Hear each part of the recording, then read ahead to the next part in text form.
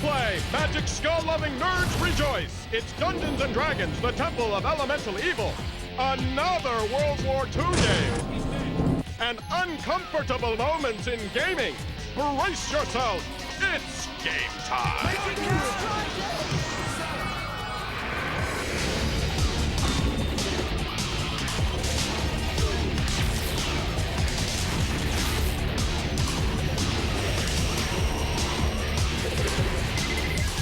Please welcome your host. Wait for it. Wait for it. It's Adam Sessler and Morgan Webb. It was worth the wait. Yes, it was. Hello, and welcome to X-Play, the show where we lavish praise on good games. And mercilessly savage the bad one. Yes, that's the best part. On today's show, we have Dungeons & Dragons for the nerds. Pokemon for the young, or the stoned. Yes, and a game in which tough inner-city gangs resolve violent turf wars by playing soccer. Yeah. Plus, one of the most horrifying moments of nudity in gaming ever. Yes, however, we kick things off with yet another World War II shooter. It's also squad-based. Here's our review of Hidden and Dangerous. March 4th, 1941. The whole world is caught up in the frenzy of war. The world's powers are amassing their armies, and they're expecting our team to inflict damage to the German operations behind enemy lines. Yes, it's time to return once again to the war-torn fields of Europe in Hidden and Dangerous 2. This squad-based tactical shooter brings new, the varied and detailed missions let you... Okay, folks, mark this day on your calendars. This is a day that will live in infamy. The day X-Play finally ran out of ways to describe World War II games. That's it. We're spent. He's dead. Just look at the pretty pictures of your grandfathers shooting at each other and hear me out. Now, I know that World War II was terribly, terribly important. Tom Brokaw keeps telling us that it was the greatest generation, and I just can't say no to his puppy dog eyes. But it seems like there have been enough games to feature every single member of that generation. Enemy sighted. And there are other wars, good wars that would make great games. How about the Spanish-American War? Teddy Roosevelt's Rough Rider charge up San Juan Hill would make for a fabulous squad-based tactical shooter. Or the invasion of Grenada. You want real-time strategy? You can fight the whole war in a couple of days. Stop chatting, we need this frequency clear. Yeah, I know, this is supposed to be a review of the game, not a rant about the genre. But this game is the perfect example of a blindingly average World War II shooter. Stop me if you've heard this before. Hidden and Dangerous 2 focuses on the daring exploits of a small band of elite British soldiers. Okay, stop stopping me. Your plucky squad must face the challenging tasks that so many plucky squads have faced before. The facility above ground could be just a decoy. It may be that it's a top-secret research facility whose main part is built underground. No, really? You think so? Those Nazis, they're so sneaky.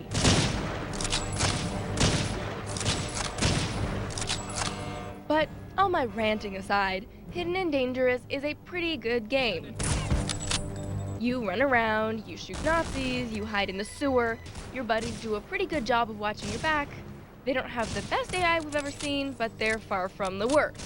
Squad combat fans will find a lot to like in Hidden and Dangerous. People who don't like complicated team management won't.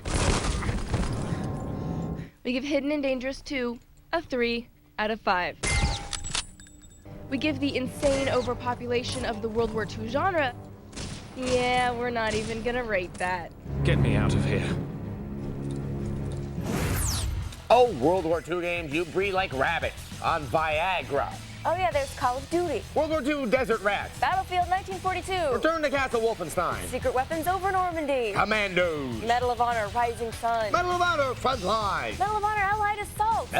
Medal of Honor Pacific Assault. Enough is enough. Yes, that's it. Okay, well, let's talk about nudity. Ooh, I don't want to talk about it, I want to see it. I played a lot of video games, and no one does games like Metal Gear Solid creator Hideo Kojima. He loves to throw those wacky curveballs, those in-jokes, those extras at his audience, but a few years ago, he gave Metal Gear fans a moment they'll never forget, and today, we bring that moment to you.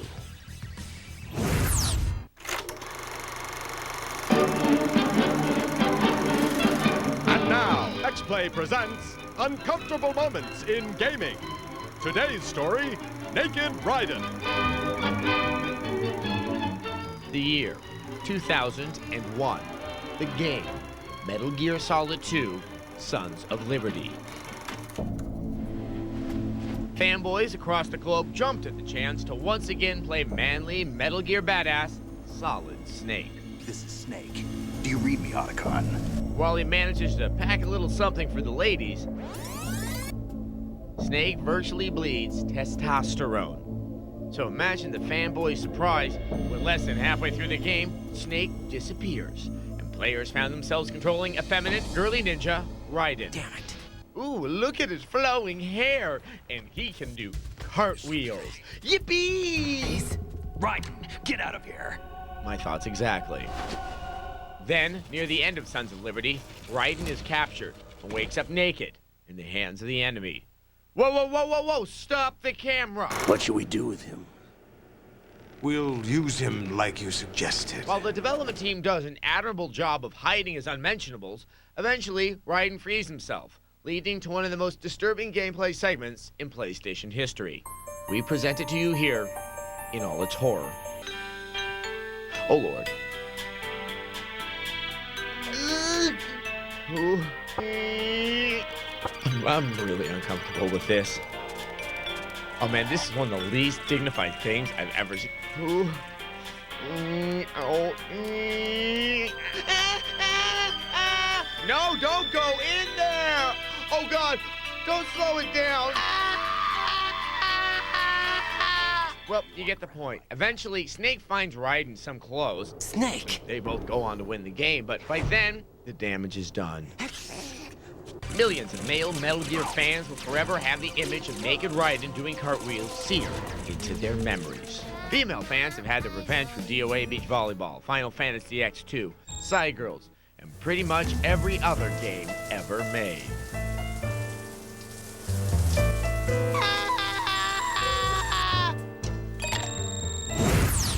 Okay, sure, in this day and age, the sight of a naked man doing gymnastics should fail to shock and titillate.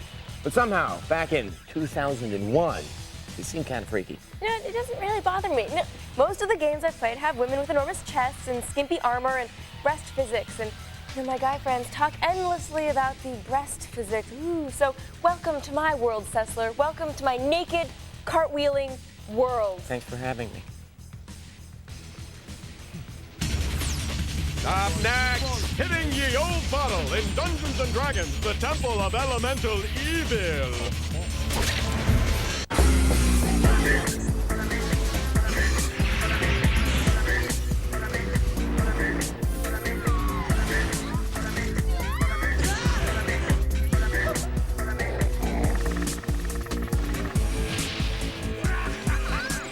Jump into an edgy mix of futuristic action and adventure with Anime Unleashed. Weeknights at 1:12 Central, only on TechTV.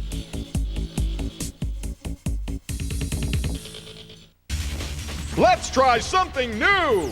Morgan Webb and Adam Sessler. Oh, I like it in that order. Welcome back to X-Play. Now, for those of you tired of rolling your 20-sided die around all by yourself, and we got a game for you! It's a highly anticipated Dungeons and Dragons title that takes things back to the days of turn-based combat. It's kind of like Baldur's Gate. And it's being hyped up by fans because it features the brand new 3.5 edition D&D rules. What? Yeah, I don't know what the hell that means either. Here's a review of Dungeons and Dragons, the Temple of Elemental Evil.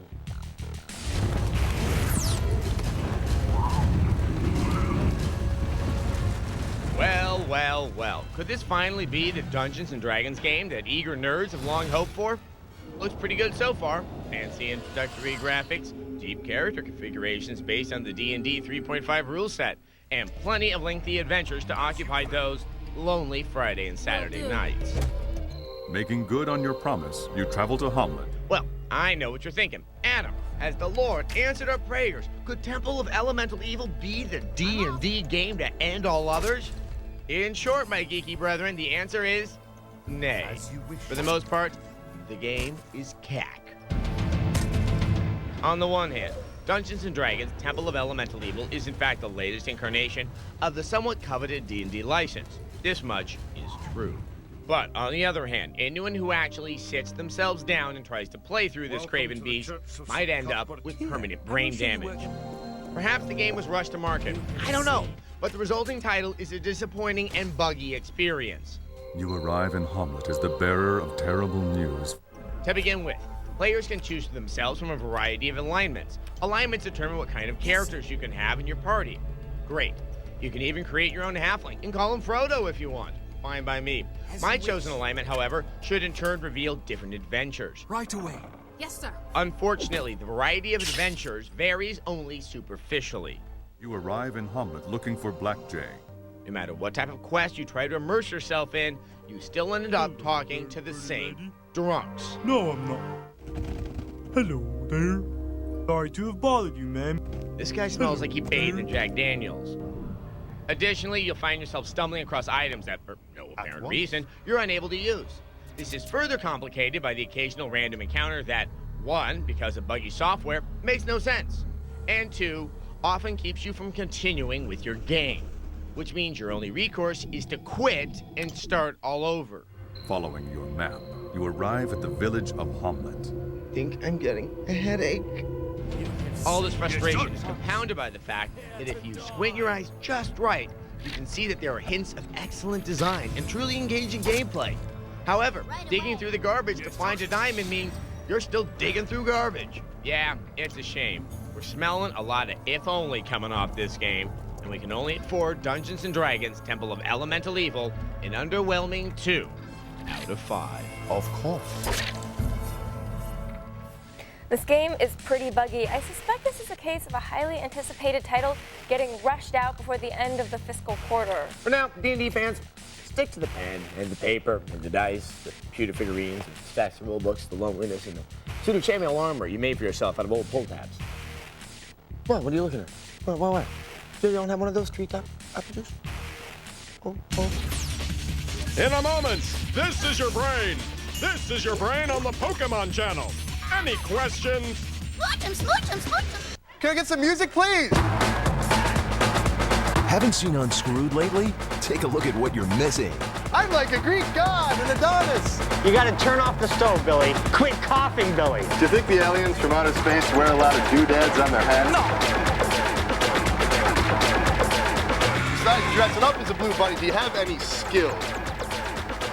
This is awkward. Unscrewed, weeknights at 11:30, 10:30 Central, only on TechTV. I'm running out of stupid things to say, so here's Adam Sessler and Morgan Webb. It's still stupid. Welcome back to X-Play. You know, every time I think to myself, Adam, what would you enjoy less than a knife in the kidney? And I always say, reviewing a Pokemon game. Yeah, well, Pokemon may have jumped the shark, but don't tell developers that because they just released a new Pokemon game, and it's aimed at 5-year-olds. So, of course, I gave it to Adam, and he threw it back at me. So I tried to tap into my inner child to review Pokemon Channel. Now my inner child is whimpering. Mine isn't. I'm here on the scene. Welcome to Pokemon Channel, Nintendo's newest Pokemon game. You play a crack television tester.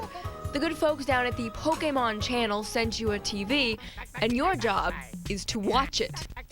Actually, your job is to watch your Pikachu watch TV. The thing is, there's not really that much on. There are episodes of an insipid cartoon called Pichu Brothers in Party Panic. Smooch him. I think the pink one's horny.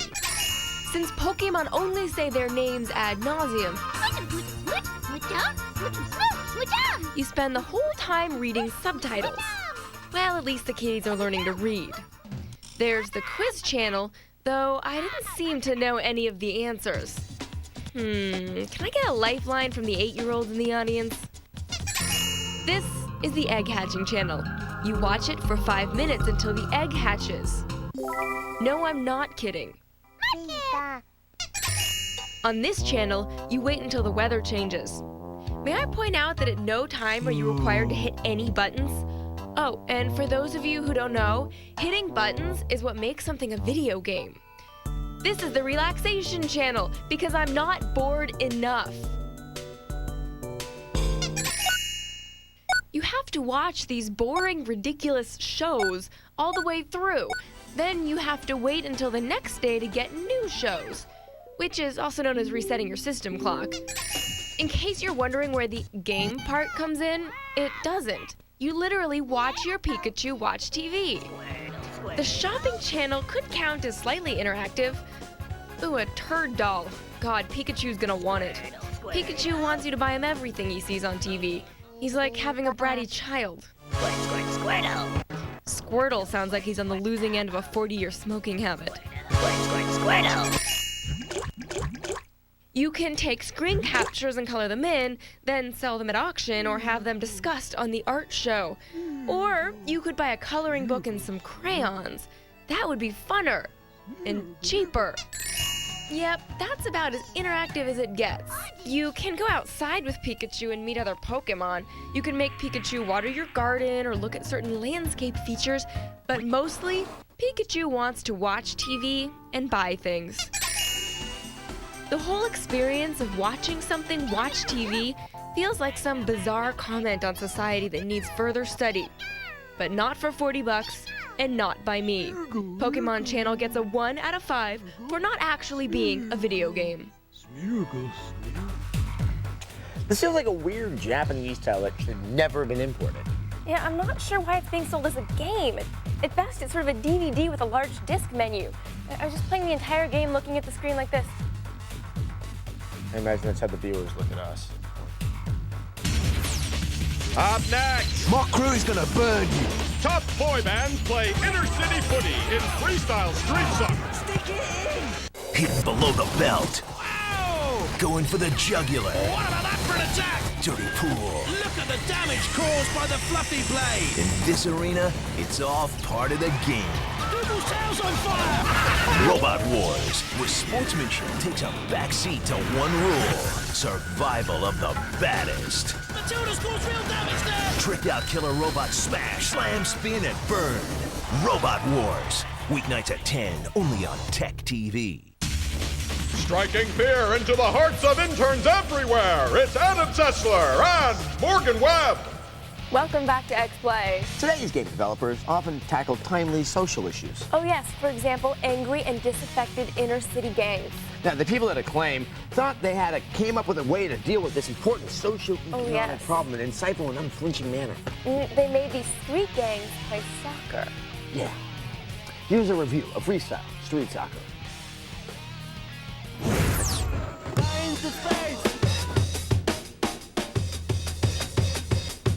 Knobs, yobs, punks, thugs, gangsters, and pranksters. This is not your sweet little limey brat's attempt to alter the trajectory of a soccer ball, a la David Beckham. No, my pretties, this is street soccer. Taste the blacktop. Don't be fooled by our pretty faces. We kick ass. Do geared-up energy drink guzzling graffiti artists really partake in urban soccer combat?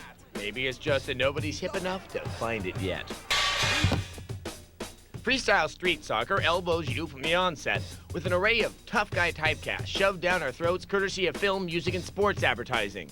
It's a tough, brawling world of hurt or be hurt as a way of garnering that more precious than gold quality known as respect. Arenas are a series of fantastic temples of ghetto fabulous. Each reflect the bravado of the individual turf keepers who seek to hold on against all comers. Because cred is the ultimate reward, you'll enter into turf wars to beat opponents off of their spray-painted perches. It seems globally that street life plays in similar dumps. Except for Asia. They have fog for some reason. Watching play can initially be intimidating, as your opponent will throw some incredibly dexterous moves at you. This will cause your own thumbs to revolt, imagining how to pull off the button combos necessary to match them. Don't worry. The game simply takes over for you, as pulling your own funky freaky deaky simply requires you to hold the shoulder button down and then hit one button combos. Easy, right? Wait till someone throws a plastic picnic table at you. Pulling off crazy moves really figures into passing and team play, as you can use the environments for flips, chips, and passes. It seems the game chooses the style of your shot on goal, especially in the ultimate form of in-game street bravado known as the net buster. Catch the vapors. Blowing more than mines. You is fine. light emanating from these nuclear shots must intrigue both the suburbanites and Homeland Security agents alike. Gameplay can be difficult and frustrating to control with a decided lack of refinement for intricate play. Couple this with some rough rendering during action-packed moments, and the quality of the game drops to the chest-poking bravado of a gangsta 8-year-old. Whoa, it suddenly got dumber in here. Your goalie is pretty much beyond your control, and a fairly porous target at that. Conversely, your opponent's goalie is like the Berlin Wall, able to stop pretty much anything you throw his way. There's also elements that lead us to believe that the old nemesis, the rubber band AI, may be in play here. You start winning, the game redoubles its efforts, and beats your binky right off of your body. Challenge my posse, you'll get this. Dudes, vatos, rosses, and blokes, a world just wide of the net. We give it a 2 out of 5. I'm looking forward to fresh new look. The premise of Freestyle Street Soccer sounds like, the plot of one of those bad 80s movies where the gangs do something utterly ridiculous, like break dancing for turf. It's like, please stop doing the moonwalk. Let's just use knives to settle this. Well, the developers of this are British, but that's really no excuse. No, it isn't. Accents do not beget that. No. All right, now instead of viewer mail today, we have Yoshi from the Screensavers. Yay! Hi, Yoshi. Welcome. So, Yoshi, thanks for bringing a video game system by. We're not really aware of this. Well, this is inspired. See, my roommate's the laziest man on the earth. And you're not talking about yourself, though, now. You're talking about your roommate. See, he claims this was his idea, so I got to give him full credit for this. Okay. He didn't want to get up to turn his Xbox on and off. Neither did I. So we just took a little experimenter's, kit like you do with your garage door opener, real simple, and put that in there. So we don't have to get up now.